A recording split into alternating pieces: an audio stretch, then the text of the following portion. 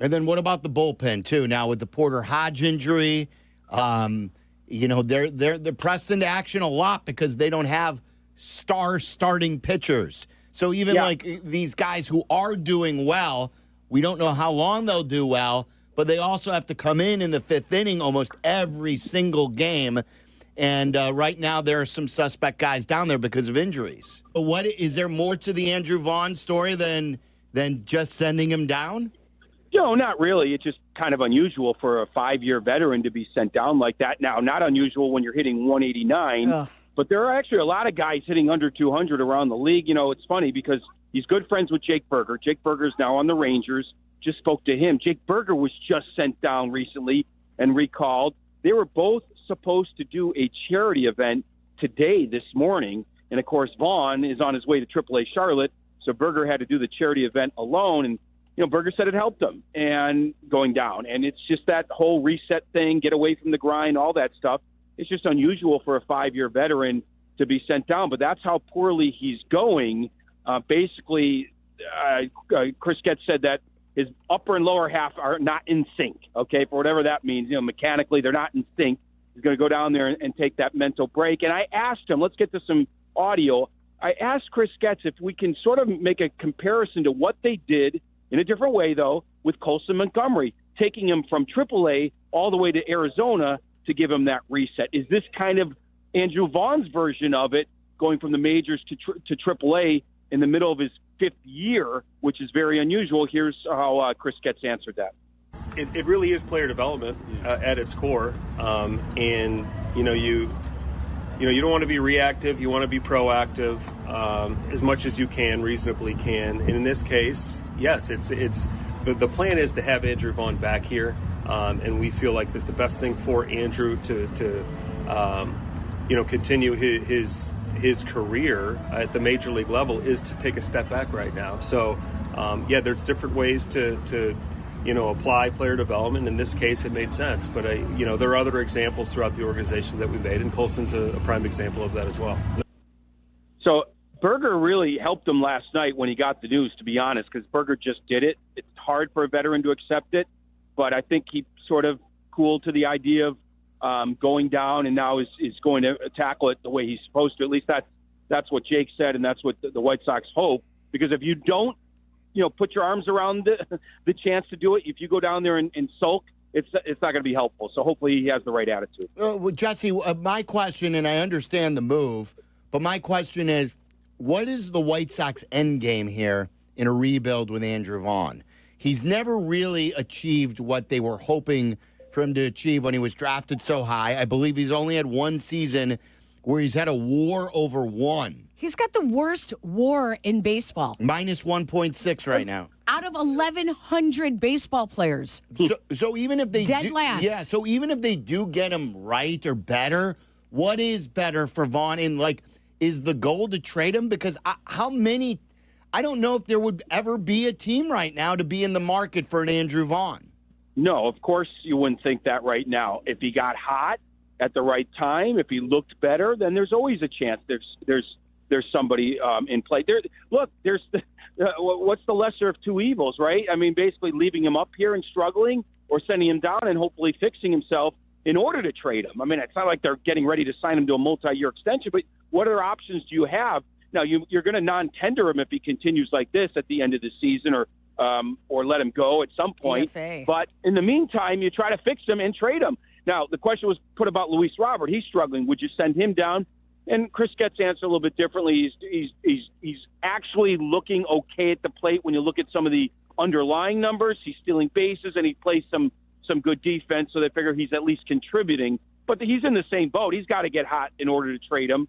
And so both guys, you're going to walk from them soon enough, but you may as well try to fix them and then try to trade him. Yeah, with Luis Robert Jr. cooling off so much that he is, there's more of a chance that he is going to get hot than there is in Andrew Vaughn.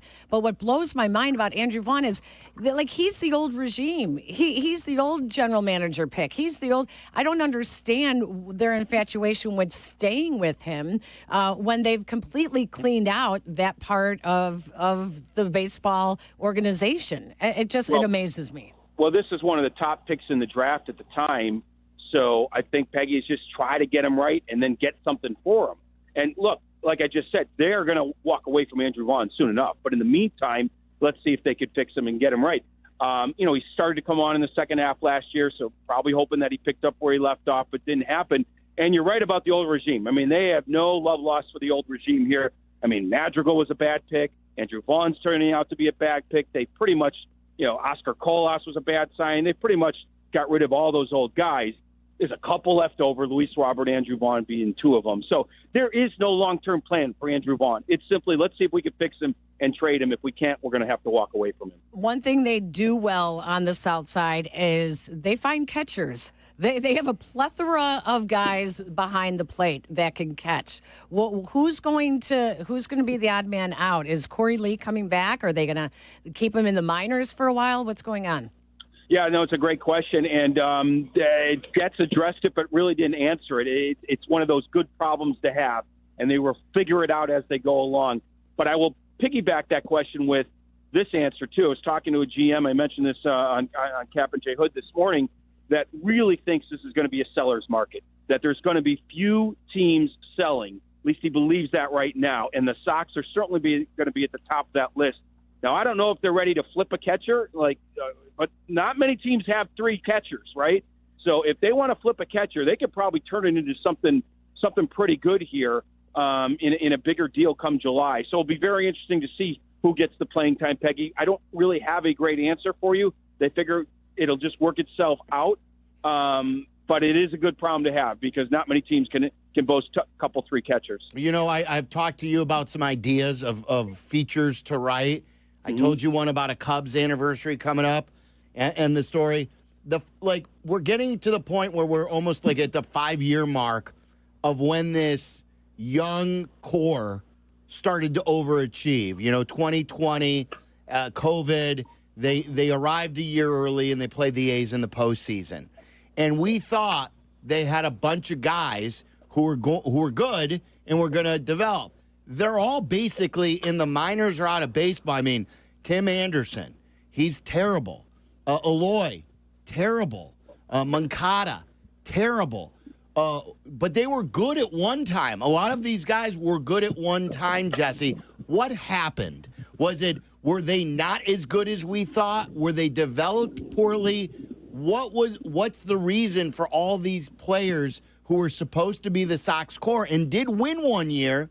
Went to the postseason 2 years, but we thought this was an open window, and now they have just Vaughn in the minors, another one.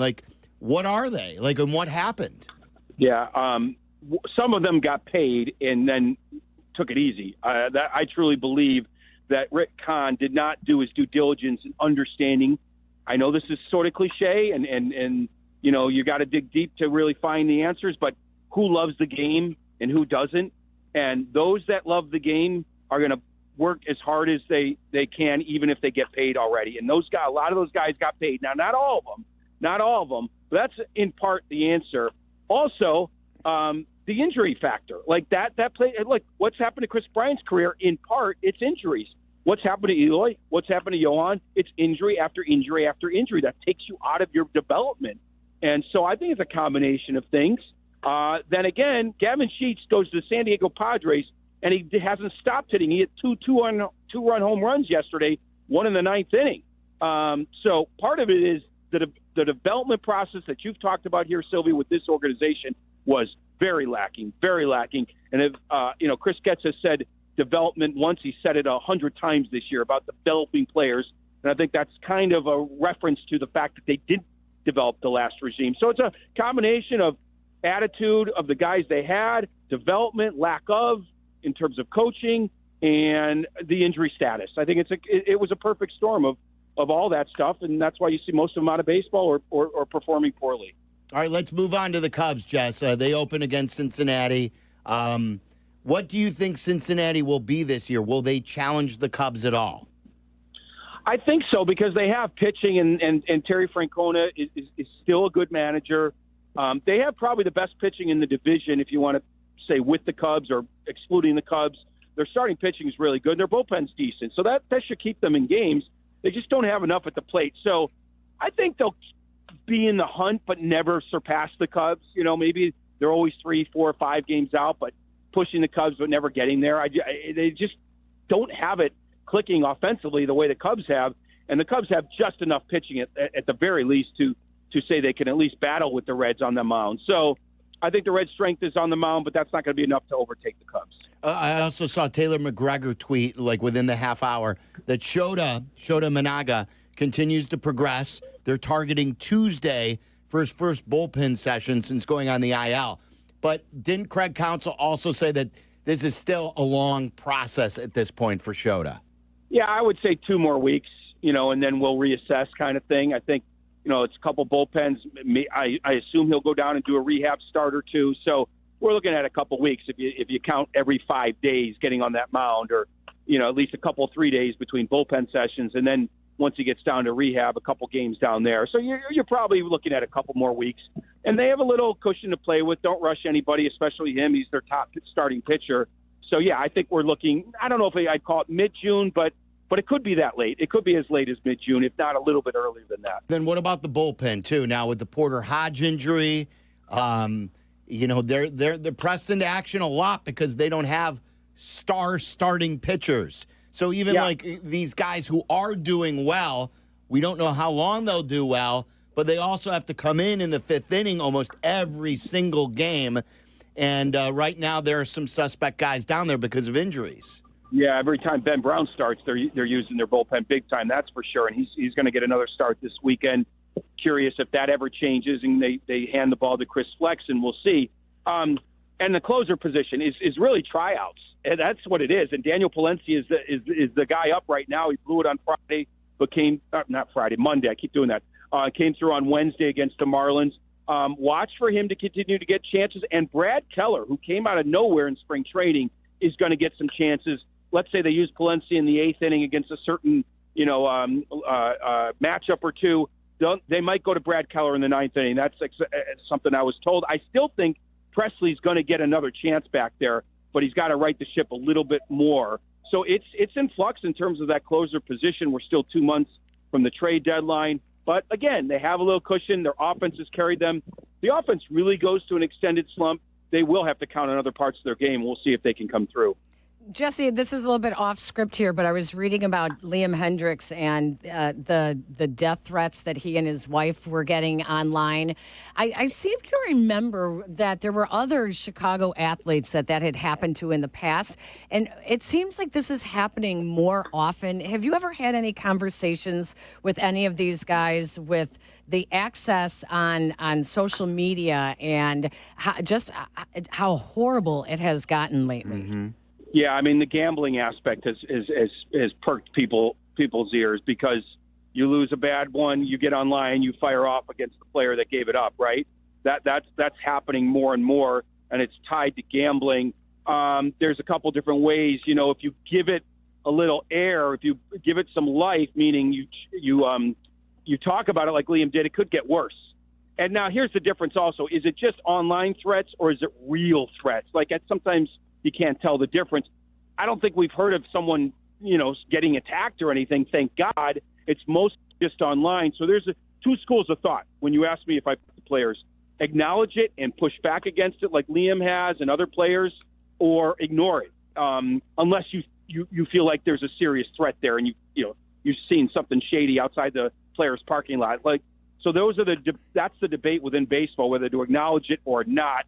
But at some point, you get so frustrated. I get it. Liam wanted to sound off on it, and 98% of people and fans are respectful, right? It's those few that aren't that garner headlines, and so that's the debate in baseball, whether to acknowledge it or not. It's a really interesting point, and like when you're a person, whether you're an athlete or whatever, and you read a threat about your family, yep. Like it's tough to ignore, you know what I mean, and not sound off. It's just much, much easier said than done. Before I ask you the question about Chicago here, what about Wrigley Field in the All-Star game? Where are we on this? Is this official? There have been other reports. I don't know of any. Is there substance behind this? Yeah, no, there's definitely substance. It's actually a pretty fascinating story now that I've kind of dove into it. I was kind of working on it, and it was under the surface. We all knew that they were trying for 27, but they've been trying for years. Here's my point. It was a perfect storm that came together that involved the new alderman over there. It's no longer Tom Tunney. That was a problem, right? Tunney always was very aggressive and pushing back on a lot of stuff the Cubs were trying to do. He's no longer the alderman. That was one thing. Another big thing that I'm told is the mayor's office kind of wanted a sports win. In other words, the Bears signing up in Arlington Heights may not just be a coincidence that the Cubs a few weeks later end up getting the All-Star game or about to get the All-Star game. So, if he loses out on the White Sox thing, if he loses out on the Soldier Field, the Bears Stadium, he wants a win, and he gets one here if the Cubs do get Wrigley Field. It's just not official yet, but it looks like they're going to get it.